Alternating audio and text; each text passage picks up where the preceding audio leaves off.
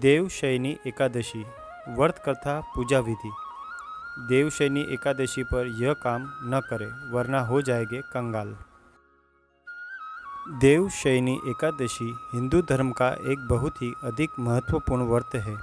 इस दिन से संबंधित बहुत सारे वर्णन पुराणों में देखने के या सुनने को मिलते हैं।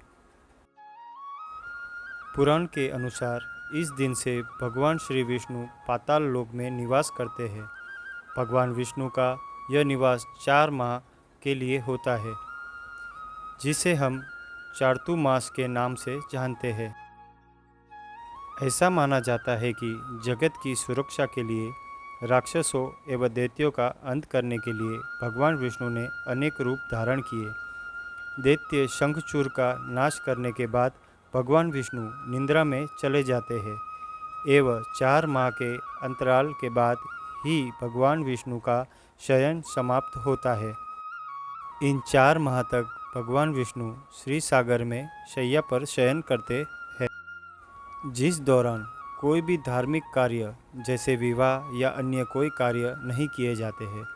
जिस दिन शयन समाप्त होता है उसे देव उठनी एकादशी के नाम से जानते हैं। देवशयनी एकादशी पर यह काम न करें वरना हो जाएंगे कंगाल। देवशयनी एकादशी के दिन तुलसी का पत्र तोड़ा नहीं जाता वरना वे नाराज हो जाती है। देवशयनी एकादशी पर चावल नहीं खाया जाता। अगर चावल खाते हैं तो लक्ष्मी जी नाराज हो जाती है और घर में धन की कमी हो जाती है। इस दिन ब्रह्मचर्य का व्रत निभाया जाता है। अगर ना निभाए तो नरक की यातनाएं भोगनी पड़ती है। तुलसी माता को जल भी नहीं चढ़ाया जाता क्योंकि उनका निर्जला व्रत होता है। देवशयनी एकादशी व्रत की पूजा विधि। देवशयनी एकादशी के दिन दैनिक कार्यों से निवृत्त होकर स्नान करें।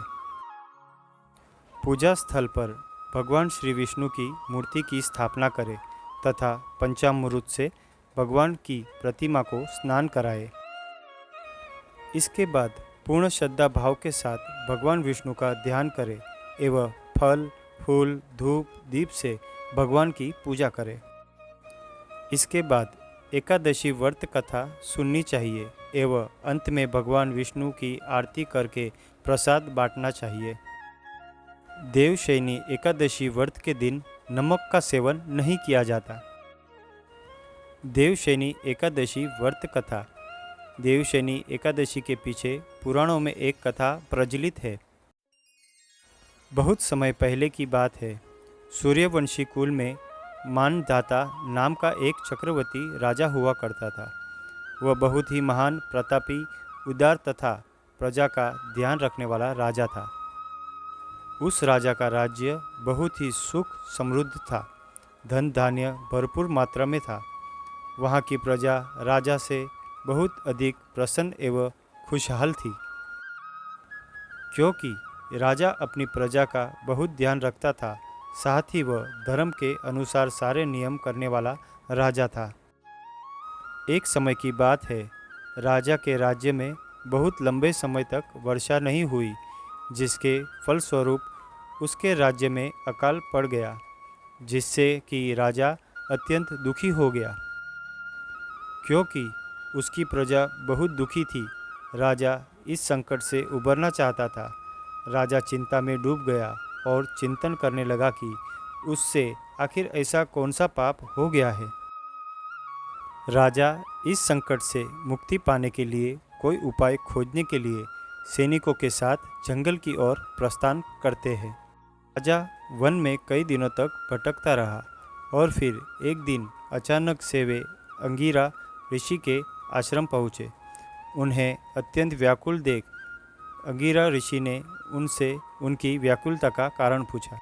राजा ने ऋषि को अपनी और अपने राज्यवासियों की परेशानियों का विस्तारपूर्वक वर्णन सुनाया। राजा ने ऋषि को बताया कि किस प्रकार उसके खुशहाल राज्य में अचानक अकाल पड़ गया। राजा ने ऋषि से निवेदन किया कि हे ऋषि मुनि, मुझे कोई ऐसा उपाय बताइए जिससे कि मेरे राज्य में सुख समृद्धि पुनः लौट आए। ऋषि ने राजा की परेशानियों को ध्यानपूर्वक सुना और कहा, जिस प्रकार हम सब ब्रह्मदेव की उपासना करते हैं, किंतु सतयुग में वेद पढ़ने का तथा तपस्या करने का अधिकार केवल ब्राह्मणों को ही है, लेकिन आपके राज्य में एक शूद्र तपस्या कर रहा है। आपके राज्य में आज अकाल की दशा उसी कारण से है। यदि आप अपने राज्य को पूर्ववत खुशहाल देखना चाहते हैं तो उस शूद्र की जीवन लीला समाप्त कर दीजिए। यह सुनकर राजा को बहुत अचंभा हुआ और राजा ने कहा कि हे ऋषि मुनि, आप यह क्या कह रहे हैं? मैं ऐसी किसी निर्दोष जीव की हत्या नहीं कर सकता। मैं एक निर्दोष की हत्या का पाप अपने सर नहीं ले सकता। मैं ऐसा अपराध नहीं कर सकता, नहीं ऐसे अपराध बोध के साथ जीवन भर जीवित रह सकता हूँ। आप मुझ पर कृपया करें और मेरी समस्या के समाधान के लिए कोई अन्य उपाय बताइए। ऋषि ने राजा को कहा कि यदि आप उस शूद्र की जीवन लीला समाप्त नहीं कर सकते हैं तो मैं आपको दूसरा उपाय बता रहा हूँ। आप आषाढ़ मास की शुक्ल एकादशी को पूरे विधि विधान एवं पूर्ण श्रद्धा भक्ति के साथ व्रत रखें एवं पूजा आदि करें। राजा ने ऋषि की आज्ञा का पालन करते हुए अपने राज्य पुनः वापस आया तथा राजा एकादशी व्रत पूरे विधि विधान से किया है, जिससे अकाल दूर हो जाते हैं तथा पूरा राज्य पहले की तरह हंसी खुशी रहने लगता है।